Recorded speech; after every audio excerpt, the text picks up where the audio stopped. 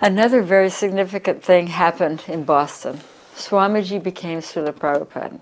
The way this happened was that Gorsinder was studying Hindi, and he was studying Sanskrit, and he was studying various forms of address, and Ji is an affectionate friendship form of address, and this is all very new to us. So I was sitting in Srila Prabhupada's room and taking dictation, as I often did, and Gorsinder was at the doorway, and he said, Swamiji, is it okay if I call Govinda Dasi Govindaji? And Prabhupada, Swamiji said, no, Ji is a very third-class form of address. It should not. And so I said, well, then why are we calling you Swamiji if it's a third-class form of address? And he said, not very important. I said, no, it is very important. We want to know what is the best thing we can call you. And Swamiji said, well, you could call me Gurudev or Guru Maharaj or Srila Prabhupada. And I said, well, which one is the best of those three? If you give me three, I don't know which one. So you pick the best one that you want to be called. And Swamiji said, Srila Prabhupada is nice. I said, okay, from today you will be called Srila Prabhupada. And so I told all the devotees, and everyone started calling him Srila Prabhupada from that day. He was no longer Swamiji. When I arrived in Mayapur, it was just before the festival. And I had just come from Brazil. We just opened a temple there in the BBT, and I was a young brahmachari and young. And in those days, when you're a brahmachari and you're preaching and opening centers, sometimes you get distracted, and what you want to do, I wanted to become a sannyasi. I don't know if it was because of the Mahaprasadam, or not really, because I was kind of getting that anyways. But I wanted to do it, I think, because like everyone else, you want to grow and get more prominence, so Prabhupada will see you. And I think, that was why everybody wanted it. Unfortunately, in my case, there were other things that I wanted beneath the surface as well. But at that time, I was on the list to be recommended for sannyas that year. And I was going to Mayapur. I was going with Hridayananda Maharaj.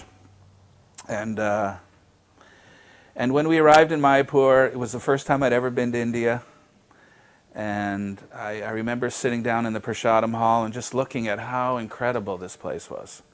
How huge and how beautiful, and just, its presence and its power was just... And I thought to myself, I think I said it out loud, which was the mistake.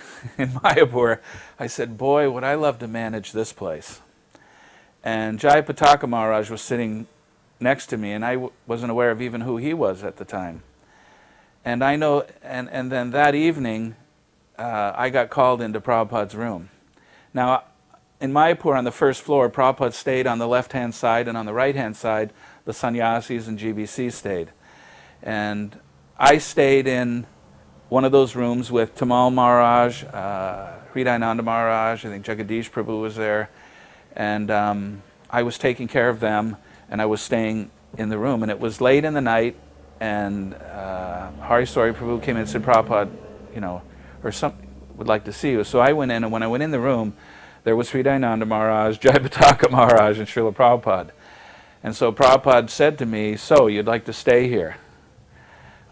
And I was just overwhelmed that a question was even being directed at me.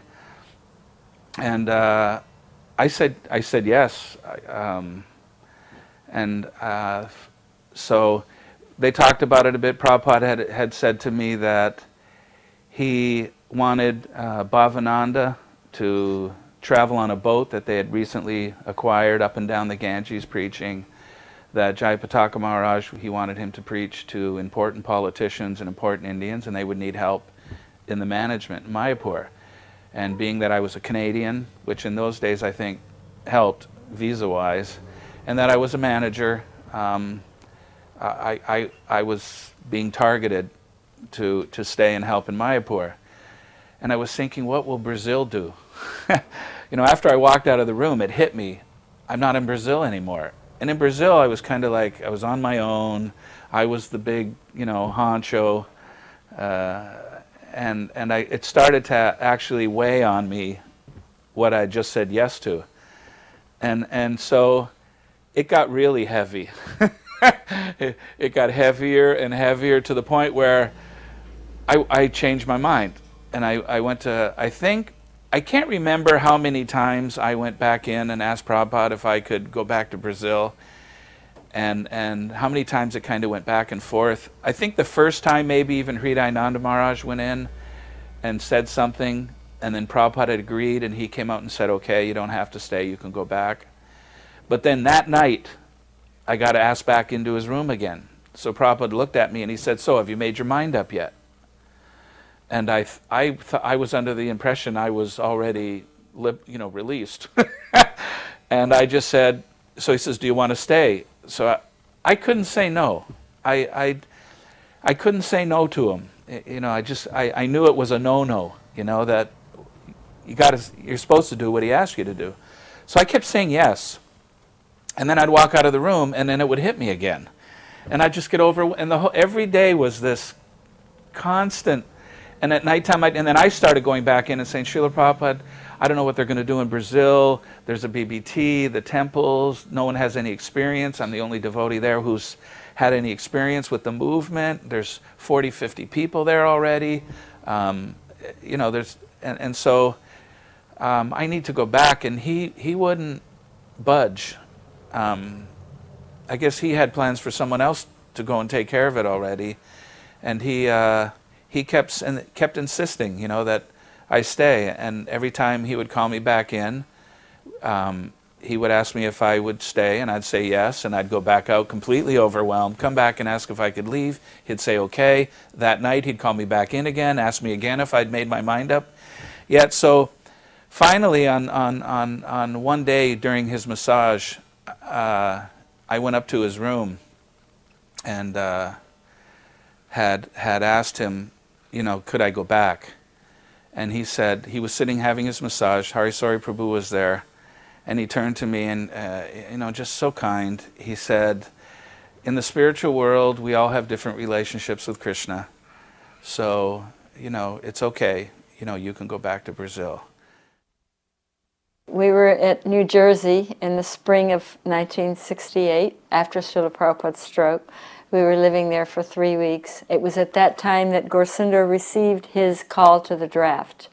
So he had to have an appointment in New York and it was a very great likelihood that he would be drafted into the army. Naturally, we were in a lot of anxiety about this because Gaurasundar didn't want to fight a war that he didn't believe in, and that Srila Prabhupada also did not support. So the day came for Gaurasundar to go for his draft appointment in New York. And he was in anxiety, and as he bowed down to leave, Swamiji said to him, don't worry, Krishna will protect you. He will take care of everything.